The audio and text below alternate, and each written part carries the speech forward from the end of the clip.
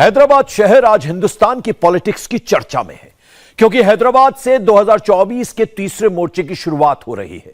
अखिलेश यादव, अरविंद केजरीवाल, केरल के मुख्यमंत्री पिनराई विजयन समेत बहुत से नेता केसीआर के न्योते पर आज हैदराबाद पहुंचे और दूसरी तरफ है उस आखिरी निजाम की पॉलिटिक्स जिसके लिए कल केसीआर और असदुद्दीन ओवैसी एक साथ दिखे। हैदराबाद के आखिरी निजाम मुकर्रम जहां को आज हैदराबाद में सुपुर्दे खाक किया गया। उनका तुर्की में इंतकाल हो गया था, लेकिन वो अपनी आखिरी इच्छा के मुताबिक हैदराबाद में दफनाए गए। कल हैदराबाद के चौमल्ला पैलेस पर ओवैसी और केसीआर दिखे थे क्योंकि वो जानते हैं कि सियासत में अभी निजाम वाली ये पॉलिटिक्स खूब चलेगी। हमारी स्पेशल रिपोर्ट में निजाम की हिस्ट्री, पॉलिटिकल मिस्ट्री, मुस्लिम वोट की केमिस्ट्री समझिए।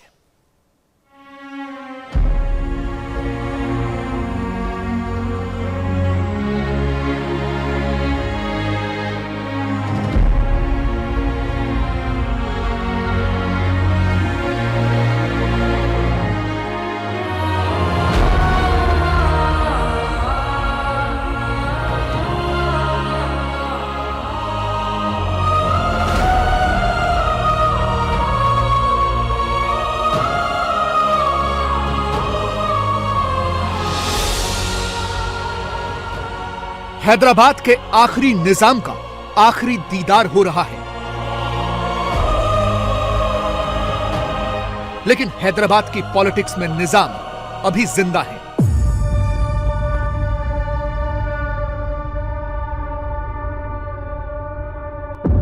नवाब मीर बरकत अली खान वालाशान मुकर्रम जहां बहादुर, यह हैदराबाद के 8वें और आखिरी निजाम का पूरा नाम था।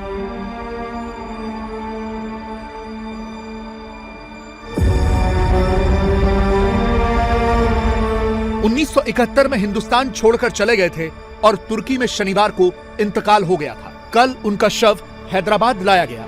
उनकी हैदराबाद में दफन होने की आखिरी इच्छा थी।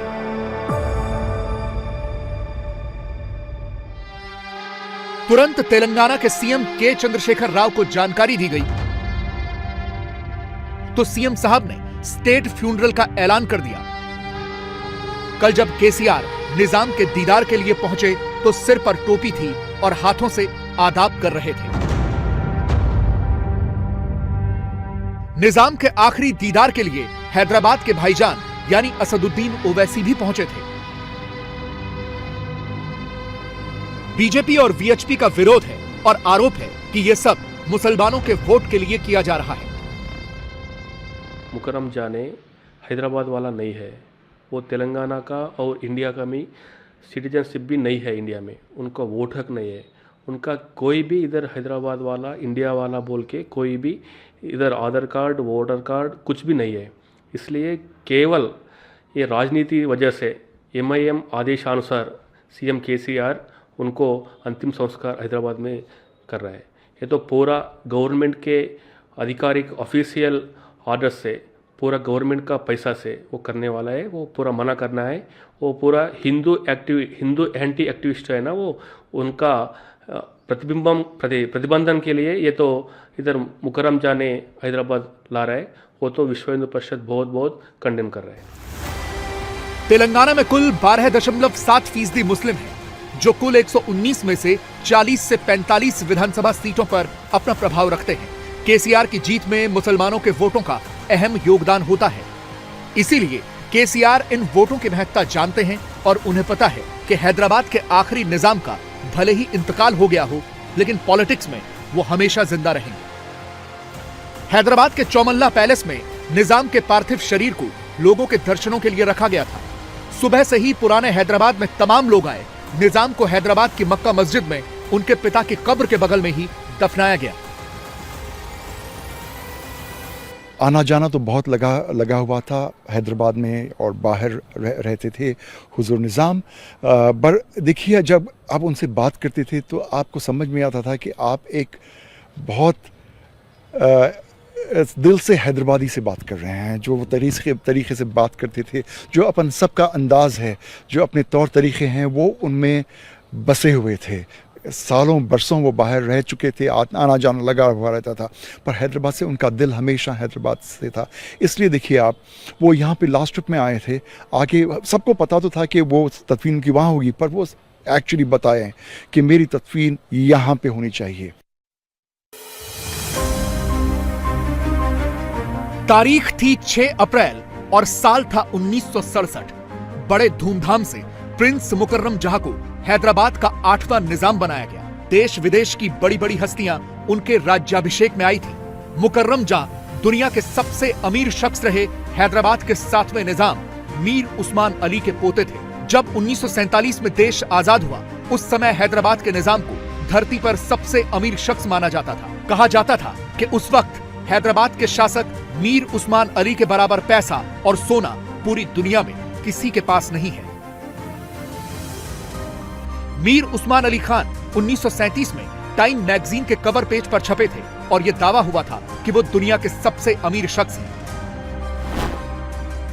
उस वक्त हैदराबाद के निजाम की कुल संपत्ति 230 अरब अमेरिकी डॉलर यानी आज के हिसाब से 18 लाख करोड़ रुपए की बताई गई थी। निजाम के पास 1000 करोड़ रुपए का सोना था और 4000 करोड़ रुपए के हीरे जवाहरात थे।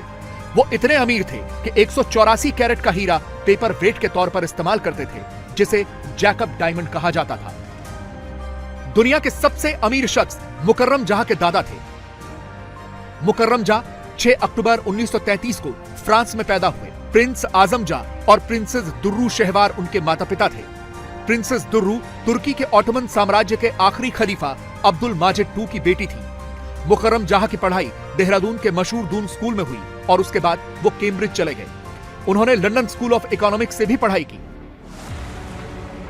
दादा को पोते से बेइंतहा मोहब्बत थी, इसीलिए मीर उस्मान अली ने अपने बेटों और बाकी पोतों को छोड़कर अपने पोते मुकर्रम जहां को अपना उत्तराधिकारी चुना।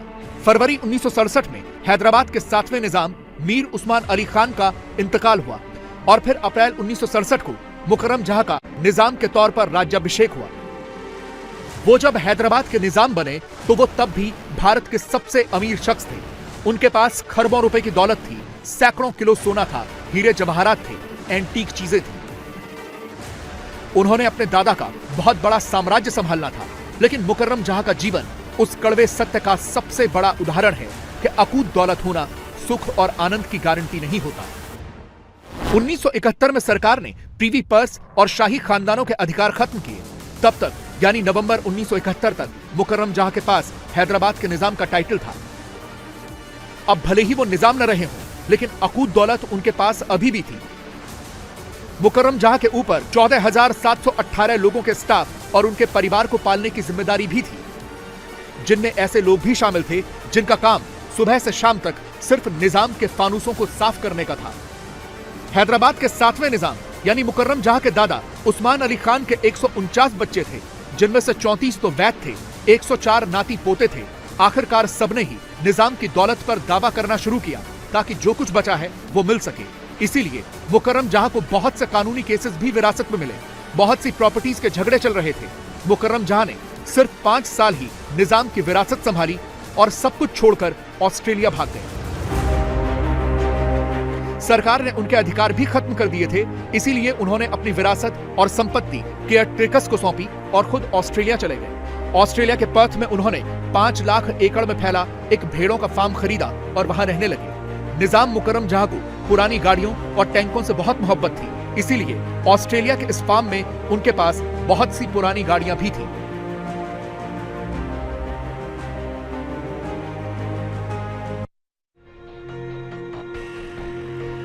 मुकर्रम जहां का निजी जीवन बहुत अच्छा नहीं रहा। वो हमेशा ही विलासितापूर्ण जीवन जीते रहे, जिसकी वजह से वो हमेशा पैसे की तंगी से जूझते रहे। जैसी आशंका थी वही हुआ। निजाम के ऑस्ट्रेलिया शिफ्ट होने के बाद उनकी संपत्ति और धन संपदा की लूट होने लगी। निजाम के हीरे जवाहरात, सोने चांदी, महंगी और एंटीक चीजें धीरे धीरे सब चोरी होने लगा। किसी जमाने में उनके पुरखों की संपत्ति ब्रिटिश शाही परिवार से भी ज्यादा बताई जाती थी, लेकिन वो सारी संपत्ति धीरे धीरे खत्म होने लगी। निजाम मुकर्रर जहां ने कुल 5 शादियां की थी।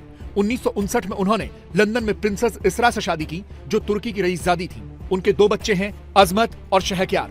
1973 में जब मुकर्रम ऑस्ट्रेलिया शिफ्ट हो गए तो इसरा उनसे अलग हो गई क्योंकि उन्हें ऑस्ट्रेलिया में जाकर बसने में कोई दिलचस्पी नहीं थी। ऑस्ट्रेलिया में ही उन्होंने एक और महिला हेलन सिमन से दूसरी शादी की। उनके 2 बच्चे हैं, प्रिंस अलेक्जेंडर आजम जाह और उमर। इसके बाद मुकर्रम ने पूर्व मिस्तुर की मनोलिया ओनूर से 1990 में तीसरी शादी की, जिनसे उनकी बेटी नीलुफर हुई। वो कुछ समय से हैदराबाद में ही रह रही हैं। मुकर्रम ने एक बार फिर मोरक्कन महिला जमीला बोलोरोस के साथ शादी की और फिर 5वीं शादी हुई आयशा आर्काइड से, वो भी तुर्की की ही थी। इन 5 शादियों के तलाक में उन्हें अपनी बेगमों को करोड़ों रुपए की दौलत देनी पड़ी। ऑस्ट्रेलिया में 20 साल बिताने के बाद 1996 में वो तुर्की चले गए। वो पिछले 3 दशक से तुर्की में एक छोटे से 2 बेडरूम फ्लैट में अपना जीवन बिता रहे थे क्योंकि उनके पास पैसा बचा ही नहीं था। वो एक तरह से कंगाल हो गए थे। हालांकि उनके दिन फिर सुधरे। 1995 में सरकार ने 218 करोड़ रुपए की कीमत से निजाम के जेवरातों को खरीदा। हालांकि एक इंटरनेशनल ऑक्शन हाउस का कहना था कि इनकी कीमत 1000 करोड़ रुपए से भी ज्यादा थी। सरकार ने हैदराबाद के निजाम के जेवरातों की प्रदर्शनी लगाई थी और ये उसी का वीडियो है। इसमें एक से एक बेशकीमती हीरे जवाहरात थे।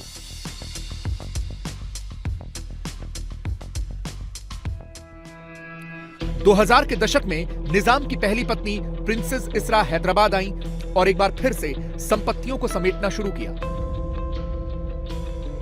निजाम के 2 महल चौमहल्ला पैलेस और फलकनुमा पैलेस को रिस्टोर किया गया, जिन्हें आज ताज ग्रुप होटल बनाकर चला रहा है।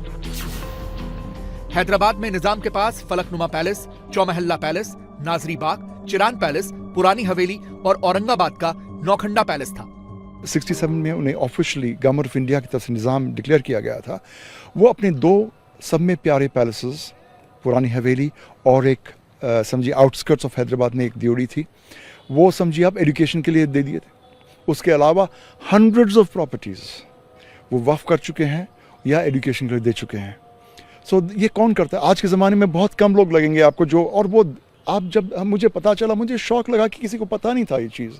और जैसा कि मुकर्रम जट ट्रस्ट स्कूल रन करता है, बेयर मिनिमम उसके लिए तकलीफ देता है लोगों को, बेयर मिनिमम, और क्वालिटी एजुकेशन देता है, और उसको रन करने के लिए कई प्रॉपर्टीज दे चुके हैं। समझिए हॉस्पिटल्स में कंट्रीब्यूशन रहा है, और कई मैं माफ़ी चाहता हूँ, हॉस्पिटल्स यहाँ पे एस्टैब्लिश किए गए हैं, और कई इदारे समझिए चलते हैं उनके नाम से। हालांकि उनकी अदालती लड़ाइयां खत्म ही नहीं हुई। मुकर्रम जहां के रिश्तेदार और बाकी के कजन्स कहते हैं कि मुकर्रम सिर्फ नाम मात्र के ही निजाम थे, इसलिए उन्हें असली और हैदराबाद के 7वें निजाम मीर उस्मान अली का वंशज नहीं माना जा सकता। उनका सारा बचा हुआ पैसा वंशजों में बांटा जाना चाहिए।